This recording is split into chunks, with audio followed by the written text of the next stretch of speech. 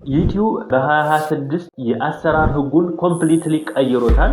ይህንን አዲስ ህግ ባለማወቃችን ብቻ በጣም ለፍተን ዩቲዩብ ተምኔል ሰርተን ቪዲዮ ኤዲት አድርገን ዲስክሪፕሽን ጽፈን ታግ ወይም ኪወርዶችን ሰርች አድርገን ሰርቼብል የሆኑ ኪወርዶችን ለፍተን ሰርተን የዩቲዩብ ቻናላችን ይህንን አዲስ ህግ ባለማወቃችን ብቻ መዘጋት የለበትም። ስለዚህ ይህንን አዲስ ህግ ማወቅ ግዴታ ነው ማለት ነው። ይህንን አዲስ ህግ ምንድነው የሚለው በደንብ እናያለን። እስከ መጨረሻው ተከታተሉኝ። ካሁን በፊት ዩቲዩብ የሚሰራበት አልጎሪዝም ወይም የአሰራር ህግ የኛን ተምኔል አይቶ ማራኪ ከሆነ ወይም በጣም ለሰዎች አትራክቲቭ አይካች ከሆነ እነዛ ሰዎች ነክተውት የኛን ተምኔል ብዙ ሰዓት ከቆዩ ወይም ለረጅም ሰዓት የኛን ቪዲዮ የሚያዩልን ከሆነ ዩቲዩብ የኛን ቪዲዮ ፕሮሞት ያደርግልን ነበር። እንደዚሁም የኛ ታይትላችን በጣም አሪፍ ሰርቼብል የሆነ ኪወርድ ያለው ከሆነ ዩቲዩብ ካሁን በፊት ፕሮሞት ያደርግልን ነበር። ለኦዲየንሳችን ሰርች ሲያደርጉት የሚገኝ ከሆነ ኪወርዳችን እንደዚሁም ዲስክሪፕሽናችን በጣም አሪፍ ከሆነና ኪወርዳችንና ታጋችን ደግሞ ሰርች የሚደረግ ከሆነ ሰርች ሲያደርጉት የኛ ኦዲየንሶች የሚያገኙት ከሆነ ዩቲዩብ ፕሮሞት ያደርግልን ነበረ ማለት ነው። ነገር ግን አሁን ላይ ይህ አዲሱ ህግ የኛን ቪዲዮ ቀጥታ በዲስክሪፕሽን በታይትል በተምኔል ብቻ ሳይሆን ዩቲዩብ ከጄሚናይ ጋራ ኢንተግሬትድ በማድረግ የኛን ቪዲዮ አናላይሲስ አድርጎ በደንብ ገምግሞ ከኦዲየንሶቻችን ጋራ የኛ ኦዲየንሶች ምን ይፈልጋሉ የሚለውን በደንብ ካጠና በኋላ ነው ፕሮሞት የሚያደርግልን ማለት ነው። አሁን በተቀየረው አዲስ ህግ ዩቲዩብ ከጄሚናይ ጋራ አብሮ እየሰራ ነው ማለት ነው። ጄሚናይ ኤአይን እናንተ ታውቁታላችሁ። ካሁን በፊት ሁሉንም ቋንቋዎች አንደርስታንድ ያደርጋል። ሙሉ በሙሉ እኛ የምናወራውን ነገር እኛ የምንሰራውን ነገር በሙሉ ይረዳል፣ ያውቃል። ከዛን ከኛ ኦዲየንሶች ጋራ የኛ ኦዲየንሶች ምን እንደሚፈልጉ ያውቃል። የኛ ቪዲዮ ከዛን በኋላ ነው ፕሮሞት የሚያደርግልን ማለት ነው። የማይሆን ወይም ጥሩ ያልሆነ ኮንተንት ነው የምንሰራው እንቅስቃሴያችንን እንዳለ በሙሉ ይረዳል ማለት ነው። ይሄ ጄሚናይ የምናወራትን እያንዳንዷ ሰከንድ ሙሉ በሙሉ ያውቃል።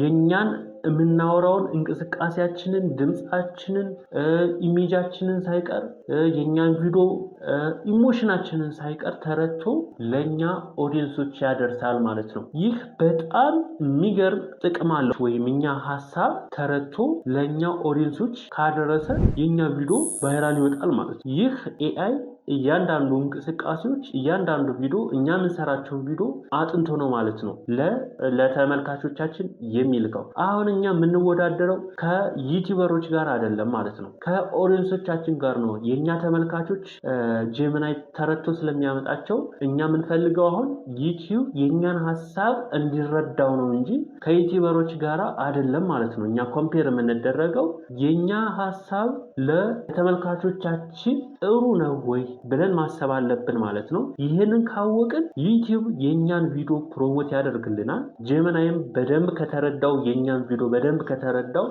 ቪዲዮ ፕሮሞት ያደርግልናል ማለት ነው። ቫይራል ይወጣል። ሁለተኛው የኛ ኢሜል ሂስትሪ ነው።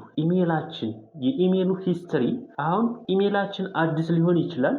እንደዚሁም ካሁን በፊት ብዙ አመት ቆይቶ ብዙ አመት እየተጠቀምንበት ያለ ኢሜል ይሆናል። ኢሜል ከሆነ ይህንን አዲስ ኢሜል ላይክ ማናደርግበት ከሆነ፣ ኮሜንት ማንሰጥበት ከሆነ፣ ቪዲዮ ማናይበት ከሆነ፣ እንደዚሁም የተለያዩ መልእክቶችን ማንላላክበት ከሆነ እነዚህ ኢሜሎች ሮቦት ናቸው ብሎ ጄሚናይ ከወሰነ ጭራሽ አይታይም ማለት ነው። የኛ ቪዲዮ አይታይም። ስለዚህ እዛው ላይ እንደደረቀ ይቀራል ማለት ነው። በአንጻሩ ደግሞ የኛ ኢሜል ብዙ ላይክ ወይም ኮሜንት የምንሰጥበት ከሆነ፣ በዛ ኢሜል የምንላላክበት ከሆነ፣ ቪዲዮ የምናይበት ከሆነ ጄሚናይ ሲረዳው የኛ ኢሜል እነዚህ ሰዎች ናቸው ብሎ ስለሚያስብ ኢሜላችን ፐርፌክት ሆናል። ዩቲዩብ ቻናላችንም እንዳለ ይቀጥላል ማለት ነው። ስለዚህ አዲስም ሆነ አሮጌ ኢሜል የሚወስነው አጠቃቀማችን ነው ማለት ነው። ኢሜል አካውንታችንን በሚገባ የምንጠቀምበት ከሆነ የኛን ቪዲዮ ፕሮሞት ያደርጋል። እነዚህ ሮቦት አይደሉም ብሎ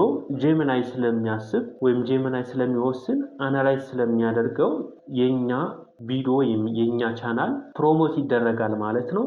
ኢሜይላችንም ወሳኝ ነው ማለት ነው። ከዛሬ በኋላ ኢሜይላችንን በደንብ መጠቀም ይኖርብናል። ኮሜንት ማድረግ ይኖርብናል። ላይክ ማድረግ አለብን። መልእክቶችን መላላክ አለብን ማለት ነው በኢሜይላችን። ይህንን ካላደረግን ግን የዩቲዩብ ቻናላችን ኮምፕሊትሊ ይዘጋል ማለት ነው። ሌላኛው የኛ ኮንተንት ወይም ቻናል ትሬለር ስለምን እንደሚያወራ ዲቴል በደንብ መግለጽ አለባችሁ። ለጀሚናይ እንዲረዳው አድርጋችሁ የእናንተን ኮንተንት በደንብ ማስረዳት አለባችሁ ማለት ነው። ለዩቲዩብ ምንድነው የምትሰሩት? ግልጽ የሆነ የእናንተን ቻናል በደንብ አድርጋችሁ ልታስረዱት ይገባል ማለት ነው። ይህንን ካላደረጋችሁ አሁንም እንዳልኳችሁ የዩቲዩብ ቻናላችሁ እይታው ይቀንሳል። በሌላ በኩል ደግሞ የዩቲዩብ ቻናላችሁ ደግሞ ሊዘጋባችሁ ይችላል ማለት ነው። ይህንን መጠቀም አለባችሁ ማለት ነው። ሌላኛው አልተርድ ኮንተንት ነው። ሙሉ በሙሉ ኤአይ ከሆነ ምንም አይነት ሁማን ተች የሌለው እናንተ ማሰሩበት ከሆነ ማለት ምንም አይነት ኢፈርት ወይም የሆነ የእናንተ አስተዋጽኦ ከሌለበት በኤአይ ብቻ ከሆነ ጄኔሬት እያደረጋችሁ ማስ ፕሮዲውስ የምታደርጉ ከሆነ ቫልዩ ከሌለው ራሱ የእናንተ ዩቲዩብ ቻናል ኮምፕሊትሊ ይዘጋል ማለት ነው። የራሳችሁ የሆነ ታች ልታደርጉት ይገባል ማለት ነው። ማድረግ ያለባችሁ በኤአይ ብቻ ፕሮዲውስ አድርጋችሁ ቪዲዮአችሁን አትልቀቁ።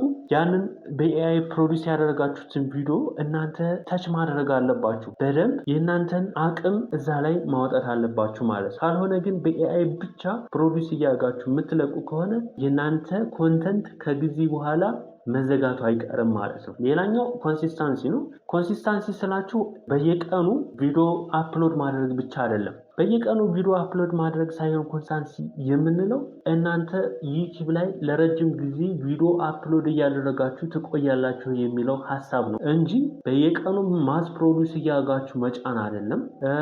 ዩቲዩብ ላይ እናንተ ጭናችሁ ብቻ መውጣት የለባችሁም። ዩቲዩብ ላይ ገብታችሁ ኮሜንት ማድረግ አለባችሁ፣ ሼር ማድረግ አለባችሁ፣ ላይክ ማድረግ አለባችሁ ማለት ነው። ኮንሲስታንሲ የሚባለው እናንተ ለረጅም ጊዜ ዩቲዩብ ላይ አፕሎድ እያደረጋችሁ ስትቆዩ ነው እንጂ ማስ ፕሮዲውስ በማድረግ ወይም በቀን ብዙ ፕሮዲውስ በማድረግ አይደለም ማለት ነው። ኮንሲስታንሲ ማለት ኢንጀነራሊ አሁን ስንመለከት ከእንግዲህ በኋላ ዩቲዩብ የእኛን ቪዲዮ የሚያየው ወይም የሚገመግመው አናላይዝ የሚሰጠው በጄሚናይ ኤአይ ነው ማለት ነው።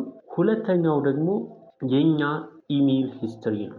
ኢሜላችን ወይም የምንጠቀመው ኢሜል በጄሚናይ ኤአይ ሲታይ ሮቦት ናቸው ወይስ ሁማን ናቸው የሚለው ወይም ሰው ናቸው ወይስ ሮቦት ናቸው የሚለውን በደንብ ይለያል ማለት ነው።